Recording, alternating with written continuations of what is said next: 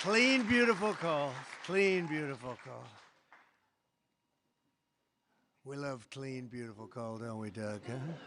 I'm thrilled to welcome to the White House the men and women who light our cities.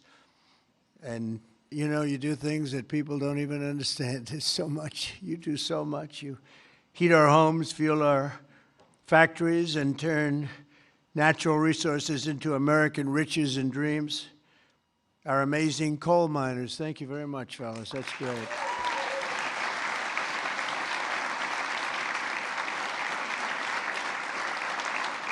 And I know you well. I know you well. I think I get about 97% of your vote.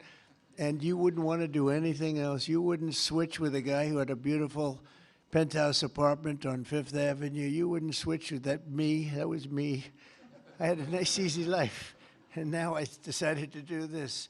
But you know what? We just hit the highest price in the history of the stock market, $50,000. And a lot of people are getting rich with your 401ks and everything else. So our country is back. We have the hottest country anywhere in the world. So it's pretty cool, right? So I want to just tell you, I really appreciate you being here. You're special people. You got mistreated very badly for a long period of time. But you've never had a better friend in the Oval Office than me. And I'm proud to officially named the undisputed, when did this come out, Mr. Speaker? The undisputed champion of beautiful, clean coal. We have to proceed. Always, I don't use the word coal. You know, it needs a PR job because it had a bad reputation for a while. So we're not allowed to say the word coal anymore. It has to be preceded by beautiful, clean coal, okay? We're cleaning it up. Very good.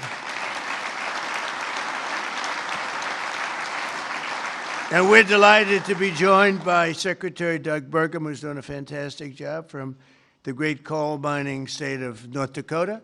And thanks as well to Speaker of the House, Mike Johnson, a fantastic guy who's doing a great job. Thank you, Mike. EPA Administrator Lee Zeldin. He's our secret weapon. He's getting those approvals done in record-setting time. True. Great Senators John Barrasso and Jim Justice. Thank you very much for being here. Hi, Jim. Been a long time, Jim. You're looking good. Shelley Moore Capito. Thank you, Shelley. Thank you very much, Shelley. Marsha Blackburn, Bill Haggerty, Ted Budd, John Husted, Bernie Marino, and David McCormick, all here. Great senators, every one of them. Great senators, representatives of the House. Jim Baird, Troy Balderson, Andy Barr, Dave Taylor, Warren Davidson, Troy Downing, Morgan Griffith, Brett Guthrie, Harriet Hageman, Mike Kelly, Dan Muser, Scott Perry, Carol Miller, Dana Harshberger, and Riley Moore. Boy, that's a good group of people. We have some others in here, too, and I'm not going to say it's just too many. Don't get angry at me. I'll never get their vote again. It's very dangerous. I also want to thank the president of the Washington Coal Club, Michael Day, CEO of the National Mining Association, Richard Nolan, along with many of the greatest business leaders in this powerful industry and a great industry it is. But of course, the most important people here today are those who get their hands a little bit dirty to keep America running at full speed, our frontline coal workers, and I'm pleased to report that in the first year of my presidency, real wages for the typical miner increased by more than $2,200. I'd say that's pretty good, right?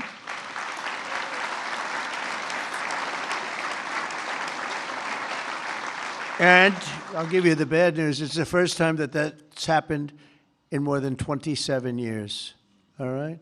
Those other presidents didn't take good care of you. They didn't take good care of you at all. They didn't realize what they had. The last time many of us were together, I signed a historic executive order to ensure that America's beautiful, clean coal plants would keep running when we need it most, and that's 24 hours a day in rain, sleet, and snow. You know, coal can operate when other substances can't. The Biden administration, he had no clue what he was doing. Shut down dozens of coal plants. They shut them down. Literally, it seemed like one a week, one a day. They were shutting them down left and right as fast as you could. They were paying people to shut down a coal plant. And if we had stayed on the ruinous path, we would have seen mass suffering and rolling blackouts all over the country. We would have had blackouts right now all over the country. We would have had a country that, worse than blackouts, every other thing would have been wrong with it too, with all of the horrible things that took place at our border. And right now our border is 100% secure. First time in the history of our country, actually. And you see it all the time. So instead, when large parts of our country were hit with winter storms, it was coal that kept the power on, and it was coal that never was bothered by cold weather, warm weather. It's never bothered by anything. It just keeps on chugging, right? During this vicious storm, and they had some really bad ones, coal generation surged 31%, while solar and wind totally collapsed. I'm not a big fan of those crazy windmills that are all made in China. You know, they're made in China, but not used by China. Let's look for a couple of wind farms in China, see if you can find one. They sell us those things for fortunes, but we don't do them anymore. Have we done any this year, Doug? We're not going to do any, hopefully, for 4 years in this country. They're losers.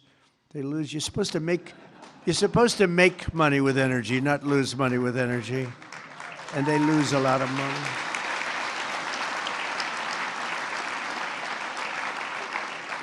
And by the way, they're all over Europe, and you know, I was recently there, and it's not recognizable what they've done to their beautiful fields and those beautiful, beautiful scenic areas, and they put those wind turbines all over the place, and they're chugging, chugging, chugging, not doing a damn thing except every time it goes around, it loses a fortune. It's horrible. They've lost their way. Not recognizable. And then I wonder why they don't like me over there, but you know who likes me over there? The people like me over there, I can tell you, because they know I'm right. More than 200 million Americans across 35 states were impacted by the storm, and the only reason most were able to take a hot shower was thanks to the power provided by the most reliable, dependable, and really dependable form of energy that we have, and that's clean, beautiful coal. Biden and the radical left wanted to abolish coal. They did everything they could, everything possible. But on day one of this administration, I ended the war on coal. We terminated the Green New Scam, and we withdrew from the unfair, one-sided Paris Climate Accord. That was another beauty we had. We paid $1 trillion. Nobody else had to pay 10 cents. Already I've saved 74 coal power plants from crushing restrictions and closures that would have been forced to shut down in the very immediate future. And today I'm proud to announce that the Tennessee Valley Authority is taking action to save 2 major coal plants in Tennessee. Tennessee Valley Authority.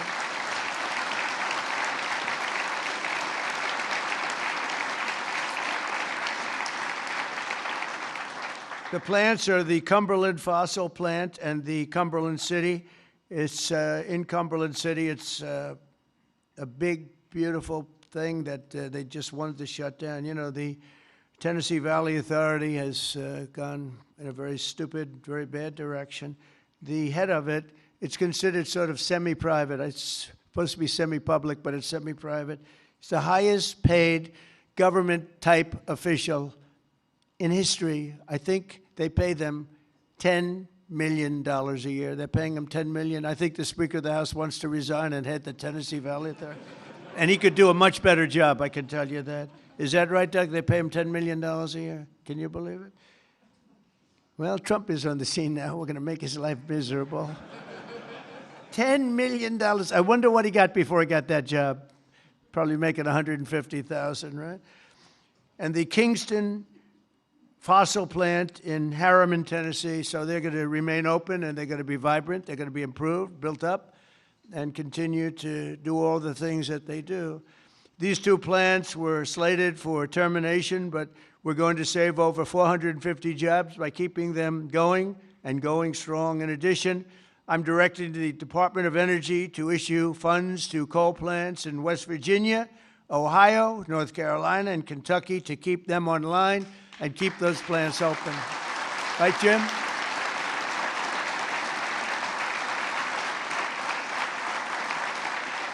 And very importantly, we're also bringing our coal mines roaring back to life. Under 4 years of the Biden administration, Sleepy Joe, not a single permit was approved for a new coal mining project. Think of it. 4 years, not one permit. They were all being disapproved, actually. So not a single permit was approved. I didn't know that. But in 1 year of Trump, we've already approved over 70 permits for very big, very powerful mines that are going to be with us for many, many years to come. And we did that over the last 30 days. We did more than half of them because we have the system going now. It's a very reliable source, great source. If you look at some of the most prosperous places in the world, they run on coal. Since I took office, coal production is up by nearly 4 million tons a month after falling for decades. I mean, literally decades. Coal power generation is up by nearly 15% in my first year, and that number is going to be about 25 or 30% this coming year, at least. These pro-American energy policies are bringing energy prices way down. You see what's happening even with gasoline. I was in Iowa